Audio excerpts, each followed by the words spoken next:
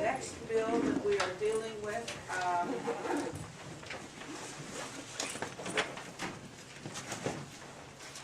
this bill is relative to adopting the Interstate Compact on Educational Support for Military Children, and I will recognize Representative Robert Tiverge, who will be prime sponsor of the bill.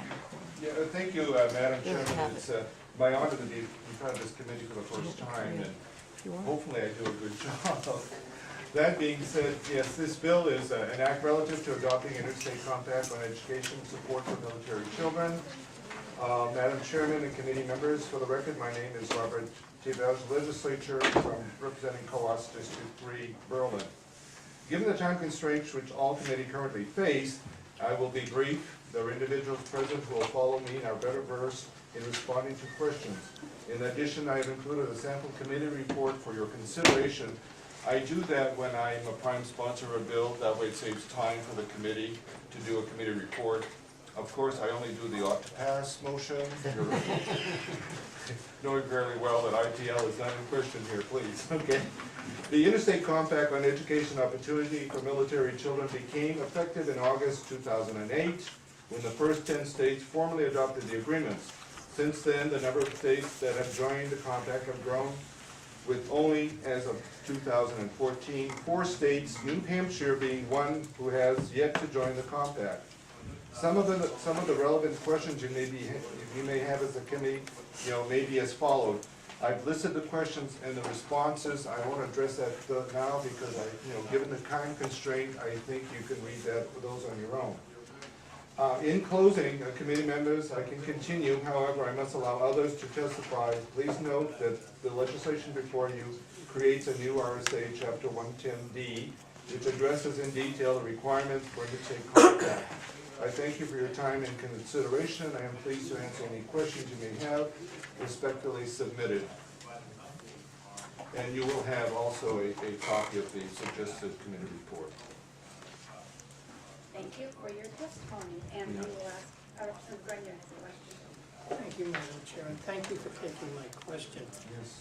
I just need clarification on what are the issues and military families encounter, school challenges. Could you give some examples of what those challenges are? What I've done, Representative Grenier, is I have people testifying who will be giving you the details that you wish, and I don't want to take up more of your time. There are experts here to address that issue. If you can I can wait, yes, I can. Thank you. Representative Beacon? Yes, thank you, Madam Chairman. Thanks for taking my question. Haven't we seen this bill before? Yes, you have. And why was it not passed then? Because this is something seems like it passed easily. Well, I would assume so, but I didn't look at the history of this bill, but I'm sure that the Brigadier General can address that issue, because what took place in the past was, I believe, was a misunderstanding of the bill per se. Because in my opinion, its merits, to pass. But Well, we would think yes, you would want to something that you would want to pass. that's right. Hopefully so, Representative. Okay. Any other questions? Representative Ladd. Yes, Representative. Thank you very much for taking my question, and I sat and chaired the subcommittee on this previously. Okay. And has it been rectified in this piece of legislation that we're receiving that laws that we have within this state won't be superseded by bylaws and rules of the Interstate Commission? That is my understanding. However, I'm not sure about that. I would believe that would be the process in place. Let me clarify that. You believe then that a bylaw and a rule made by that commission shall supersede statutory law in the state? Well, I don't know how to answer that one, Representative. May I just read part? On page 16, line 27, all member states' laws conflicting with this compact are superseded to the extent the conflict goes on down line 30, all lawful actions of the Interstate Commission, including all rules and bylaws promulgated by the Interstate Commission, are binding. This is where we were hung up previously, Okay. and so I don't see this language changing. All right. Well, I have other people who can address that one, that issue, you know, for you, who were here previously as well, so.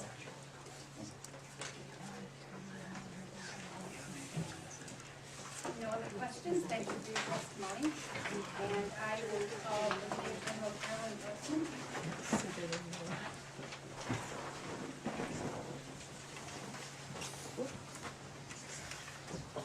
Good morning. Morning, John. For the record, Madam Chair and Committee, I'm Brigadier General Carolyn Carlson, I'm the Deputy Adjutant General for the State of New Hampshire. And so I say good morning to you all, and I thank you for the opportunity to speak with you today on the impact this bill will have on New Hampshire military families. You will hear some expert testimony to address some of the issues that I've already heard with respect to this compact.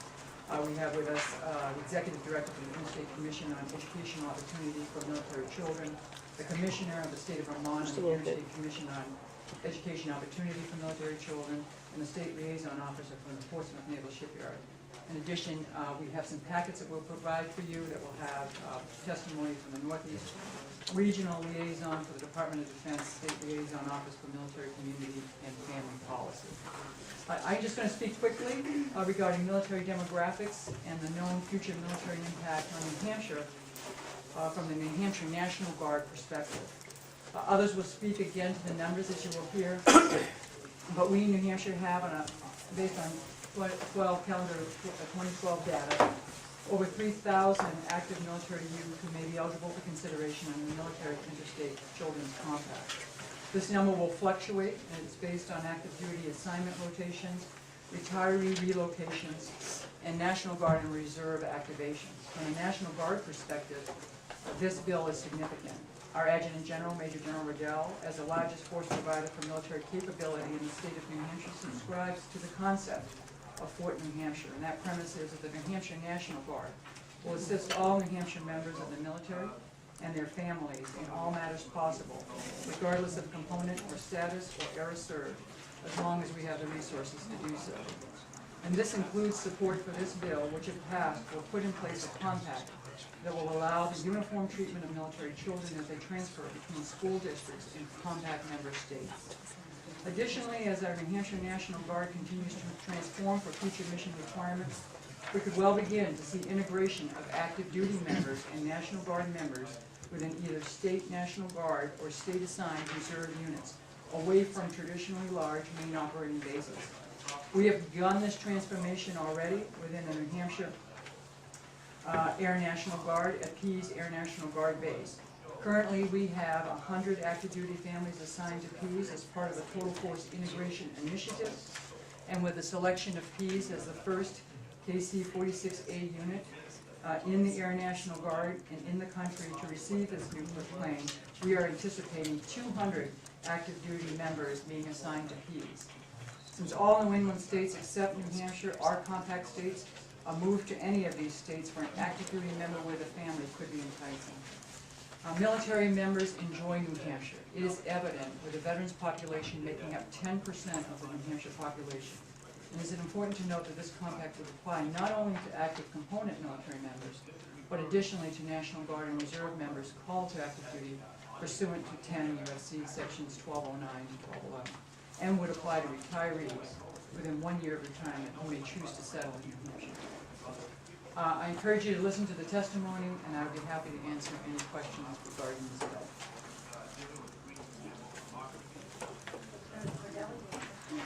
Madam Chair, thank you for being here. One question really, the committee is very involved with privacy these days, and on page 9, line 7, paragraph 9, also talks about collecting data on these children, and I'm just wondering is there anything in there that would subject the compact to applicable federal and state laws regarding privacy and protection of data? We're very keen on that in the military as well. Right. Seeing no other questions, thank you for your testimony. Thank you. And I would call Mark Pottinger.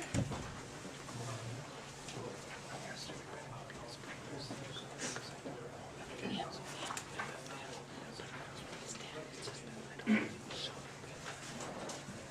morning. Good morning.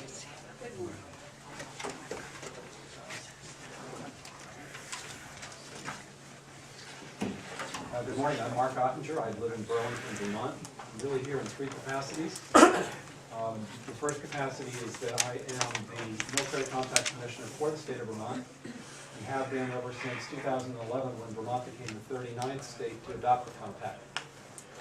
At that time, I was serving as general counsel of the state education agency.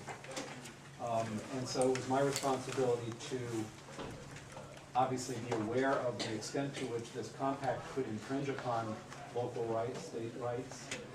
It was also my privilege to work on behalf of military kids when issues came up with respect to the enforcement or implementation of the compact.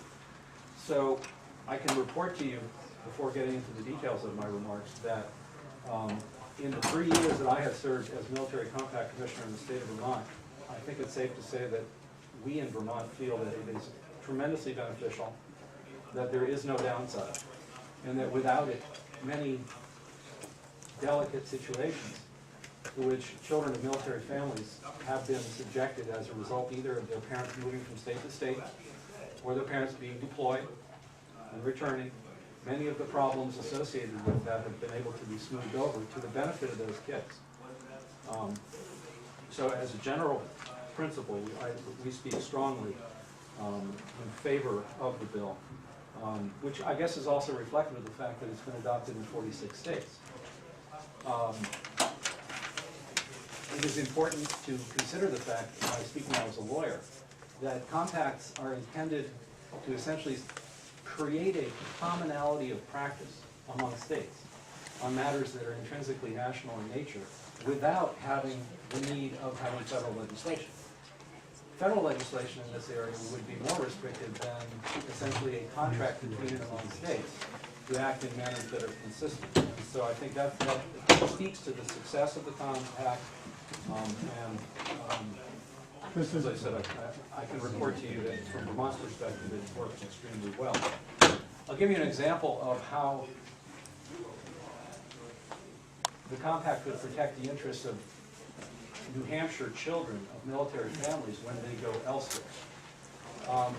One of the aspects that's addressed in the compact is kindergarten starting ages. We see situations at times, for example, when a child comes from another state, having started kindergarten there, where the threshold age was younger than, let's say, the receiving state. And so the local schools are confronted with the question, can we allow this person to be in kindergarten, or are they too young? So I think that anybody in education, anyone who is a parent, would recognize that the idea of forcing a child to restart kindergarten makes no sense for that child.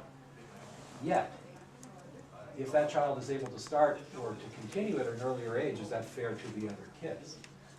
One of the experiences that I had, I've had this experience both ways. Vermont students going somewhere else and being able to continue in kindergarten notwithstanding an earlier start age. That was an example to me of a Vermont child being able to, and a Vermont family being able to protect the rights that that Vermont child had under Vermont law when they went elsewhere. So if anything, it was an expansion of the rights or the protection of the rights of those Vermont kids. What about if, let's say, a California child comes to Vermont under a similar circumstance? Well, under those circumstances, my experience is that the school administrators would typically call me as general counsel for the Agency of Education. And when they found out that they had the ability to be flexible because of the provisions of the compact, they were relieved. And they had no desire to try and prohibit a young child who had already started kindergarten from not continuing. What they wanted to hear is that under Vermont law, which is what the compact is in Vermont, they had the ability to do what was right for that child. So the compact both, to some extent, extends state rights for kids that go elsewhere, and to some extent it gives our education administrators the ability to be flexible in the interest of the best interest of the kids. And really, that's what it's all about. I wanted to point out, as is in my written remarks, that New Hampshire is part of 41 compacts. And there are around 200 compacts that are in existence around the country, which are basically collaboration of states in similar areas. 5 of your compacts here in New Hampshire are education related. One of them that relates to Vermont is the New Hampshire-Vermont Interstate School District Compact. You probably know that we have 2 interstate school districts. One is the Dresden School District. I'm actually a graduate of Hanover High School. It's a school district that goes both in Hanover and Norwich. Also further north, there is the Rivendell School District. So this is yet another example of a compact relating to education, which is extremely successful in serving the needs of Vermont and New Hampshire in a way that local law could not, and in a way that federal law simply isn't contemplated to do. I wanted to point out that Vermont has a relatively high percentage of Garden Reserve, and I know that I've heard the number 636 full-time kids attached to full-time military in New Hampshire, and then another 2,000 or so military and Guard Reserve kids. Speaking briefly about the impact of the compact on Guard and Reserve. The compact does apply to Guard and Reserve when those individuals are on what are called Title 10 orders. So for example, when we had recent deployments to Iraq and to Afghanistan, the benefits of the compact apply to Guard and Reserve just as they would to full-time, and for a year after getting back, and for a year after retirement. But I'll also tell you that what we have done in Vermont is to develop a culture of sort of treating the interstate compact and the principles that it stands for sort of in an intra-state way.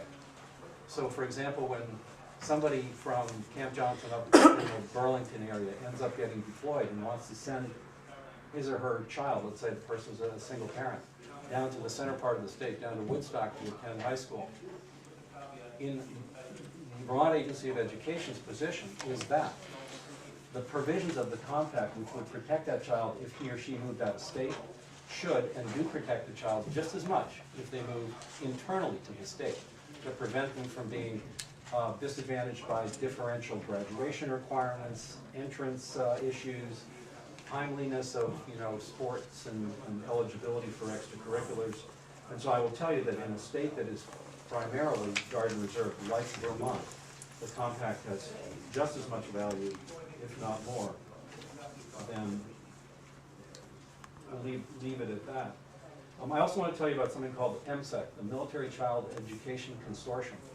Because when we got involved in Vermont in the compact, we were introduced to this organization, which, and what it has done for us, it's, we've had, I think, about half a dozen two-day events where the military folks come in and they teach our guidance counselors. We have about 600 guidance counselors in the state of Vermont. They have a training, two-day training for guidance counselors whose students or whose local population is about to be subjected to a deployment. Before the deployment, during the deployment, and upon return of that deployment. There's 3 sort of different sets of issues that come up. So the military has come into Vermont, has done these trainings totally for free. We at this point have at least half of our guidance counselors through the process. They, when they go to these events, are instructed to please go back and essentially spread the word. And what we hear back from the field is that without the knowledge that these guidance counselors have been given through the military collaboration that is part of the compact and MSEC, without that knowledge they would have been far less successful in supporting the very high per capita deployments that we would have. So in closing, I would say that what the compact has been for Vermont has been an augmentation of communication between the military, the local school districts, the state education agency. It really has allowed our students to protect rights when they move out of state, and it's really allowed our administrators to be more flexible for students that come into the state, which is intrinsically what they want to do anyway. Final shout out to the staff at MIC3. They're wonderful. They're there 24/7. They forward to their personal phones, and anytime that I have a question before I call another state compact commissioner, if it gets to that, I refer my questions to the office down in Lexington. We look at their website. The website is very, very helpful in and of itself. I can't say enough about the organization. I would be happy to answer questions either before the testimony of General Hogan or others, or at this time, as the committee wishes. What was that organization again? Military Child Education It's the- Coalition? it's- Coalition. Yeah, MCEC. Coalition, not consortium. Right, I think that's right, coalition, right. MCEC. Thank you. And it'll come up on the internet just as soon as you put that in. Great organization. Did you submit written testimony? Because you mentioned that, but I didn't see I it. did, it should be in the packet. And that's packet. Okay, thank you. Okay, thank you. Thank you. Representative Myler and then Representative Brennan. Thank you, Madam Chair, and thank you for taking my question. I may be on another planet, this is a whole new thing. I mean, I'm somewhat familiar with the DOD schools and what happens with children there. I have no clue what you're talking about. I'm sorry, maybe I'm the only one on the committee. When you talk about military children, can you explain to me what some of the issues are, why you need this compact? So let me give you a couple of examples. Graduation requirements. The typical fact pattern might be that a military member is transferred from Texas to Vermont. They have one child, let's say, who is an incoming senior. Let's say that Texas has a 1-year foreign language requirement, and the Vermont high school where the senior is about to land has a 2-year requirement. One of the questions would be, is that high school senior going to be delayed a year because he or she is going to have to take a 2nd year of foreign language? Under the compact, a coordination system is set up whereby the local high school in Vermont has the ability to waive that 2nd year of foreign language, or if it chooses not to do that and it's completely within its discretion, then the compact contemplates that the high school graduation will be done from the Texas high school, but either way that the child's graduation will not be delayed. Another example, kindergarten entry ages. And as I mentioned, there are some states that have earlier entry ages. You might have a child traveling with a military family who arrives in the new state and they say, you're too young to be in the kindergarten class. Response being, but I've already started in the other school. Again, the compact gives the local school, the receiving school, the ability to allow the student to remain in kindergarten. Yet the local school district also has the right to test that child to make sure that that placement is appropriate. But this is an issue that I've seen in Vermont several times, and again, the reaction of the local administrators always is, you mean we can do this? And the answer is yes. And so I say you can do it if you feel it's in the child's best interest. And that typically has been the outcome. Placement in classes. You know, somebody finishes in Texas Algebra 1 and moves to Vermont. Presumptively, they get put in Algebra 2 for the next year. The school still has the ability to test a child. If it turns out that the Algebra 1 from the sending district wasn't really up to par, then the child can get reassigned into Algebra 1, whatever is appropriate for the child. So again, it gives the receiving school flexibility, and it gives the sending, the child from the sending district the right to protect their rights. There are about 3 or 4 other categories of potential education disadvantage that students of military families can be subjected to. They're equally addressed in this compact. It's an attempt to level the playing field for these kids because they move on average 3, 4, 5, 6 times during a K through 12 career. Thank you. You're welcome. Senator Brennan and then Thank you, Madam Chair. And thank you for taking your question. And also thank you for the examples, which I wanted from before. But there is an underlying concern I have, and I'll do it as an example for clarification. Suppose a student moves to a location, enters a public school in that area, and has had 3 years of, let's just say, lack. And the student wants a 4th year. But lo and behold, that school district does not offer a 4th year. So would that school district be required to get a teacher in at conceivably cost to the district and give that student a 4th year? The answer is no. There's nothing in the compact that mandates curriculum. So the short answer is absolutely not. Now, let me just make one slight distinction, because the compact speaks about special education. And that's an interesting area, because as you all know from your work here in this committee, the IDEA is federal legislation, and so if a child comes in from another state, you have to essentially continue comparable services, reassess the child, call the IEP team. So my view is that you can kind of assume that the compact's discussions about special ed are subsumed under that federal piece of legislation. But in terms of, there is no forced curriculum here. There's nothing that a receiving school will have to do to essentially build resources, hire teachers. They simply have to allow this incoming student to fit in as comparable and as smooth a way as it's possible. So it's not going to place any non-pre-existing burden on the local schools. Yeah, and anything to do with special ed services is covered already, and that would have to be delivered whether or not we had the compact. Correct, the incoming students, and that's true whether the student moves from the north of New Hampshire to the south, and, you know, is in a new placement, you know, you continue the services as best you can, you marshal the IEP team, you can change the services, but you have to provide the cost to the parents. But yes, the special ed piece is really trumped in Vermont and New Hampshire and everywhere else in the 50 states by the IDE. Senator Black? Yeah, I can only associate with my school district. I've been on the school board for quite a while in Milford. And I'm gonna have to join and represent Milo's team. I don't know what you're doing, because everything here I can answer you as far as my school district. We admit people before the age limit in kindergarten.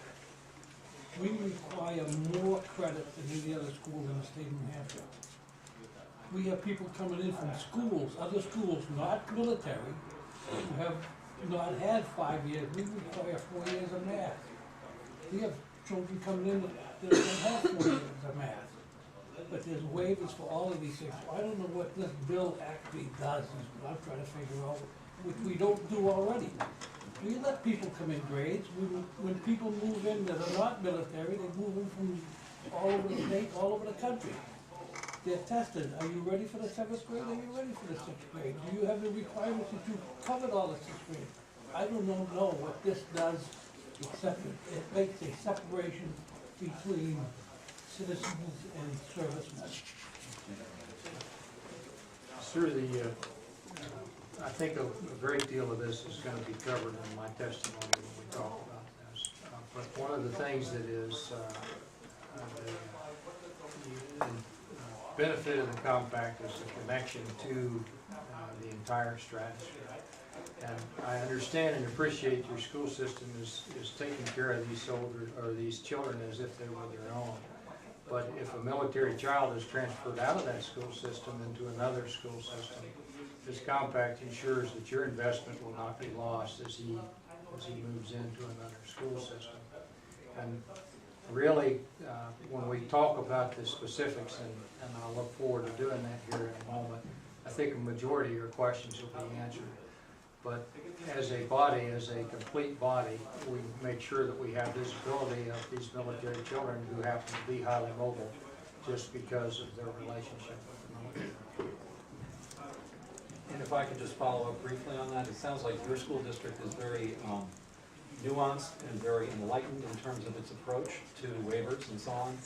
But I would have to say that if a military connected child were to find him or herself in a district that wasn't so enlightened, the military compact does help to facilitate the communication and the collaboration that essentially can make sure that the kind of result that you're saying you automatically provide to kids, that would happen anywhere that the compact is in existence. Thank you very much, and thank you for taking my question.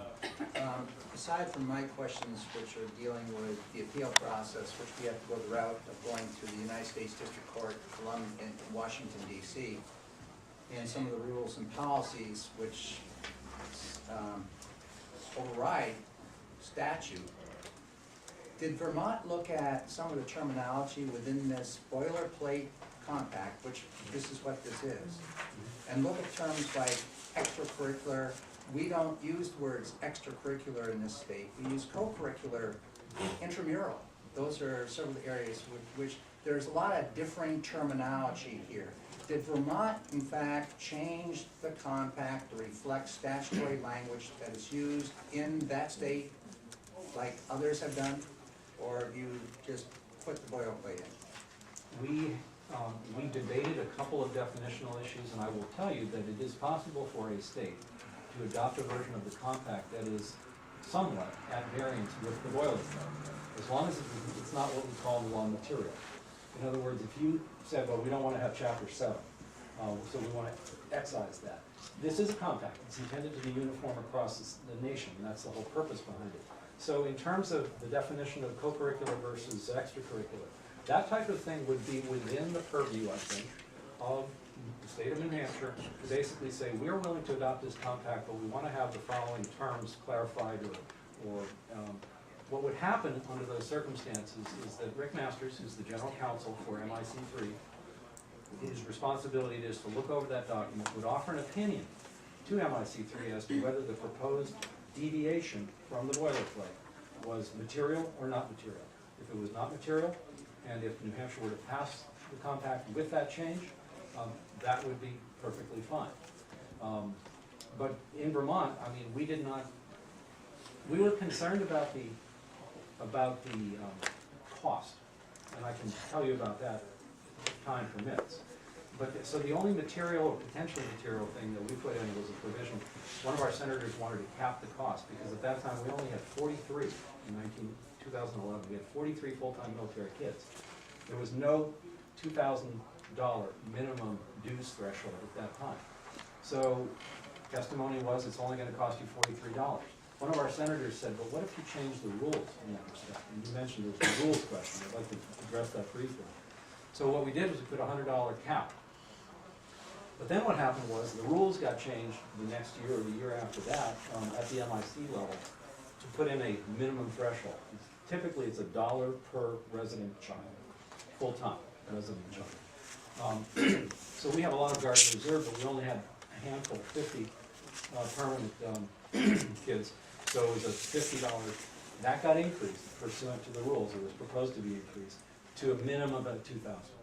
So at this point, no state pays more than $60,000, no state pays less than $2,000. You, I understand, have 636 full-time military kids, so that would be the current amount. You would therefore pay the $2,000 threshold. But if I can just digress for a moment into the scope of rulemaking that I think you asked about earlier. Just like your local agencies here in New Hampshire cannot write rules that are either beyond the scope of your legislation or contrary to it, the rulemaking authority that MIC3 has is essentially subservient to the language of the compact itself. So you don't have to be concerned that if you pass the compact, that somehow MIC3 is then going to have the ability to pass rules that would somehow change the meaning of the compact, because rules are always subservient to statutes.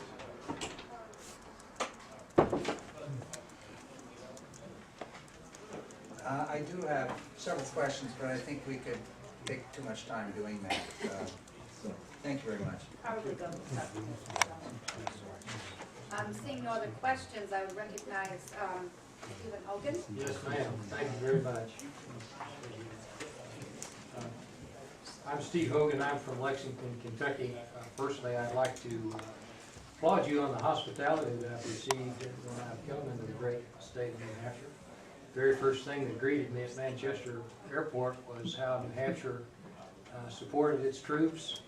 And I've heard about Fort New Hampshire and other things of that nature. And I'm very happy about that. My frame of reference is that I've been a professional soldier for 30 years. And during that time that I've been a soldier, I've been a military parent for 23 years. So I've got some insight about some of these difficulties. And in your packet, there is a PowerPoint presentation that I think that we can go through and talk about some of the specifics of the compact if you would take a moment to draw that out. And I did provide a written testimony as well. Thank you.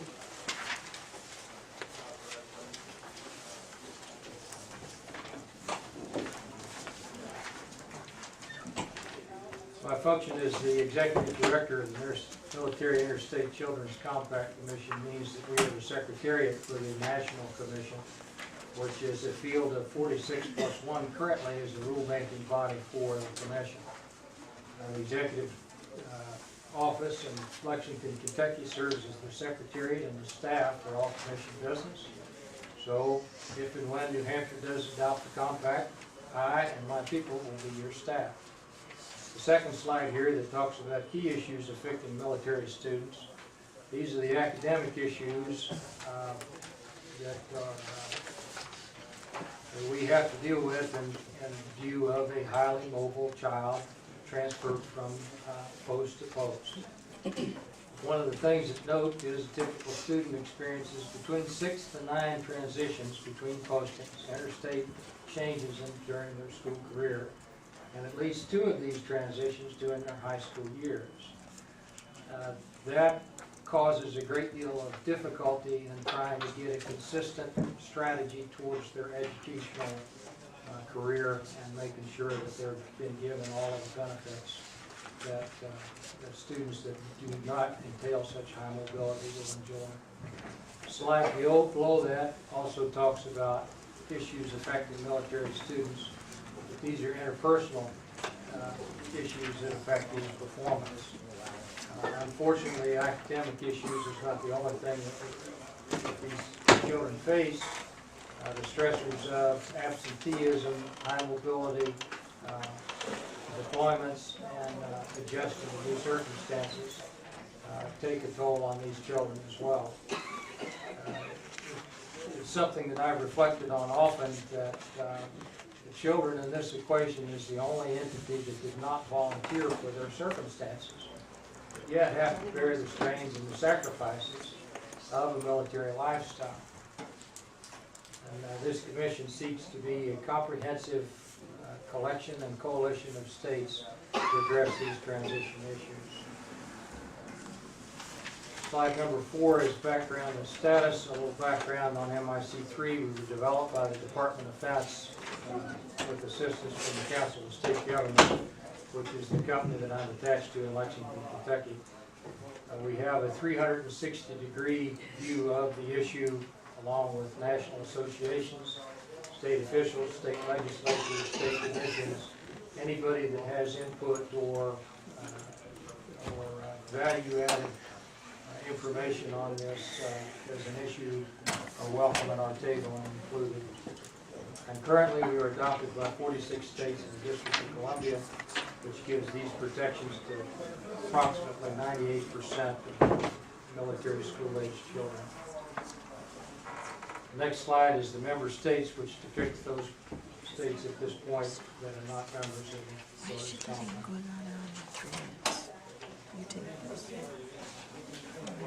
When we talk about major points, the first thing that we're going to talk about is key educational transition issues encountered by military families, and there are 5 main ones of those: enrollment, placement, attendance, eligibility, and graduation.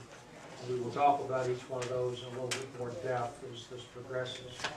Who is eligible for these protections are children of active duty service members in Title 10 United States Code, National Guard and Reserve on active duty orders, as well as Title 10 military veterans who are medically discharged or retired from service within a 1-year period.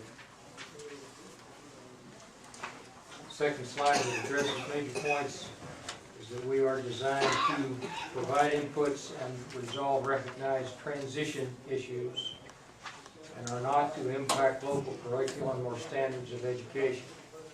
But we look at this compact as being a bridging agent from the sending state to the receiving state, and that language is often referred to in the compact language, where we give a level bridge where we walk with the families together, the sending state and the receiving state, and address these transitions. Can I just interrupt you there? Yes, ma'am. Your intention to go through this entire slideshow? No, ma'am. I've only got 2 left, but that's... We're 15 minutes behind in our next bill, and I'm sure this is going to a subcommittee All right. where we can look at this in more in-depth. Yes, ma'am. Well, in view of the time, I would direct you to the next slide, which talks about compact content. And those specific areas that we address, enrollment, placement, and attendance, eligibility, graduation, and state coordination. And invite your questions about that in the interest of time, if there's anything any more specific. Because I think the written testimonies go into great detail about explaining the functions of each one of the departments. There's excellent information in this packet, and I think we just need time to digest it. I'm going to, if there's no immediate questions for clarification of any point, I'm going to recess this hearing as well. And the chairman will let us know when she's going to. I'm assuming this will also be put on next Tuesday. Madam Chair. Madam Chair. Call of the chair. Call of the chair. Mr. Luisi? At the call of the chair, yes. Madam Chair, if I may. Yes. One other individual who is here today who came to testify in case the committee would have a minute or two is Marianne Weiner, who is the school liaison officer from the Portsmouth area, who would love to talk to you. Okay, I would recognize Marian Minor for a 30-second commercial. A 30-second commercial. Honorable Chair, New Hampshire Legislature, I'm Dr. Mary Ann Minor, School Liaison Officer at the Portsmouth Naval Shipyard. 41-year veteran educator, and if you read my resume, it would look as if I was the teacher who couldn't keep a job because my husband was career Air Force and we moved and moved and moved. Having spent 41 years in both the classroom and in central office administration, I now have the perfect job at the Portsmouth Naval Shipyard as the school liaison officer. I'm at the Portsmouth Naval Shipyard. I am responsible for children within a 50-mile radius of the shipyard. And obviously that extends to our New Hampshire area. And I work frequently with New Hampshire schools. And I heard the need this morning for stories. For examples, real life examples, and that's why I asked you to defer to me for just a few minutes. You heard a lot about those 3,000 plus children, and you heard it in general terms.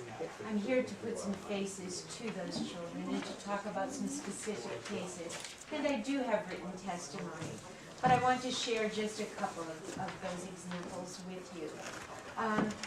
I worked recently in a rural community in New Hampshire, one quite unfamiliar with the military. With an Air Force father assigned to a remote location, a mother and her 2 children had returned to this area while the father was deployed. One of the children had special needs.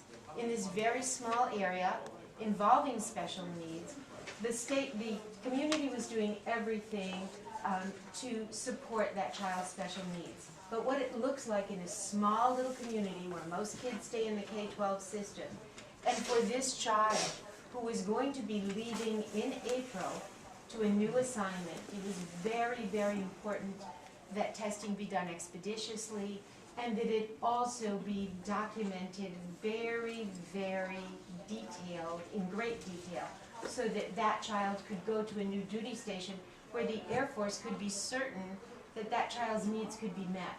There are some bases where that's not possible, and so assignments are determined by that.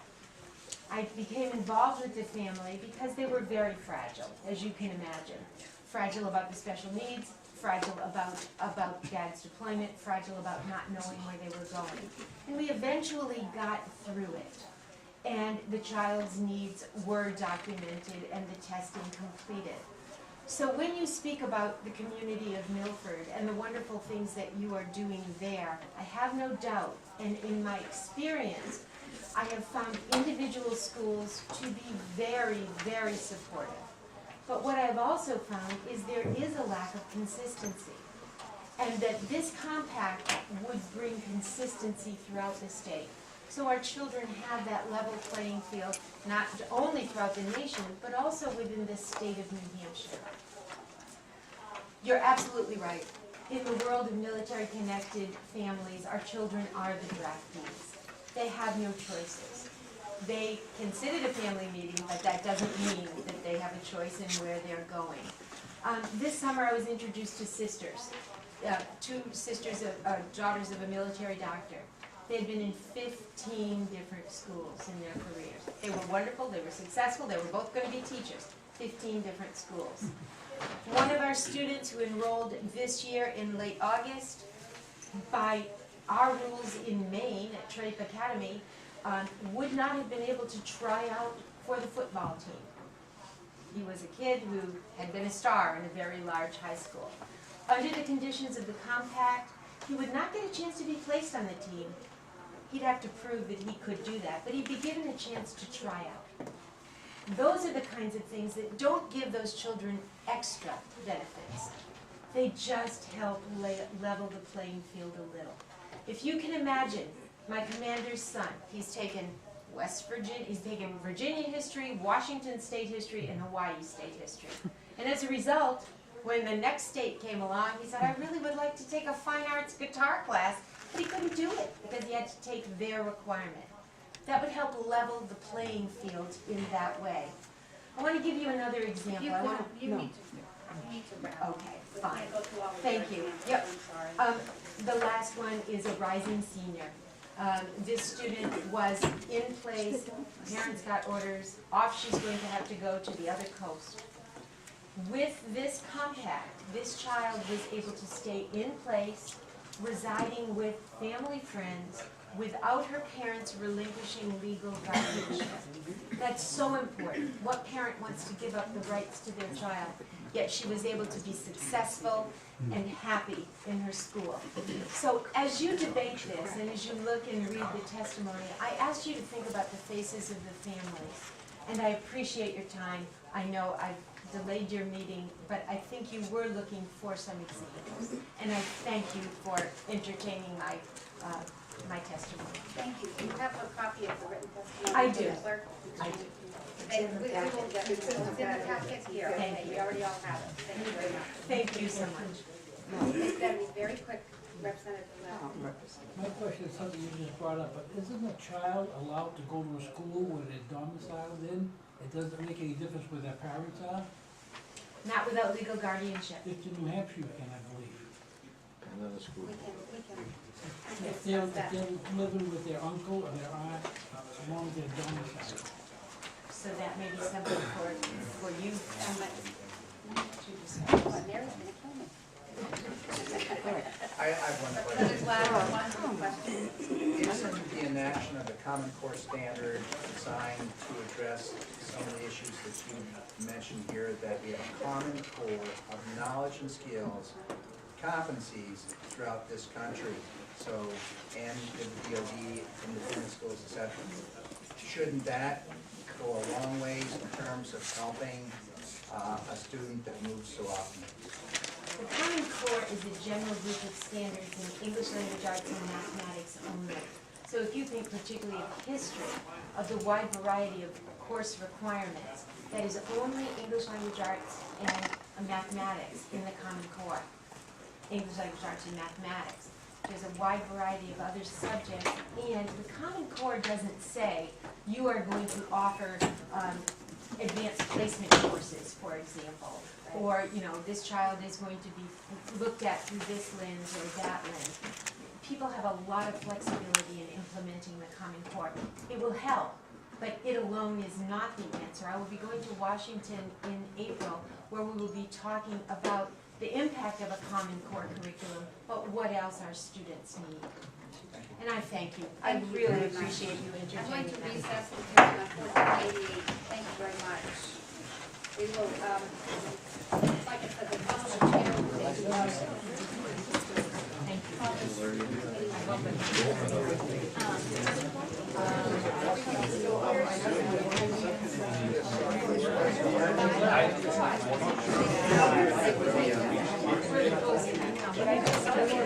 Yeah, I think there's some,